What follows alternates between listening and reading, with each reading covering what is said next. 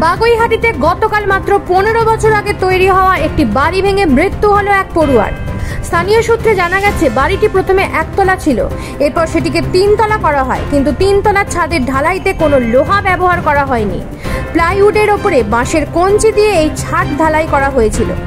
ঘটনার দিন হুড়মুড়িয়ে ভেঙে পড়ে 3 তলার ছাদ এবং একতলার ঘরে বিছানার উপর বসে থাকা ধ্রুবজ্যোতি মণ্ডল নামক ওই কিশোর খাট শুদ্ধ কার্যত মেঝের মধ্যে গর্ত ফুঁড়ে তলিয়ে যায়। তারপর সেখানে টানা 6 ঘন্টা অচৈতন্য অবস্থায় আটকে থাকার পর উদ্ধারকারীরা তাকে উদ্ধার করে আরজিকর হাসপাতালে নিয়ে গেলে চিকিৎসকেরা তাকে মৃত বলে ঘোষণা করে। ঘটনার দিন পরিবারের বাকি সদস্যরা বাড়িতে ছিলেন না বলে জানা গেছে। যখন ডাকা হয়েছে তখনও একবার সাড়া পেয়েছি, কিন্তু তারপর তো এবার রেস্কিউ করতে করতে, যেহেতু ছাদটা পড়ে, রেস্কিউ করতে করতে অনেকটা সময় চলে গেছে। তখন ওকে 4টের সময় বার করা হয়, আমরা হসপিটালে নিয়ে যাই। ডাক্তার বললেন যে 4টে মানে 2-3 ঘন্টা আগেই ও এক্সপায়ার হয়ে গেছে। রাত 1টা পর্যন্ত তবু একবার করে সাড়া পাওয়া গেছে।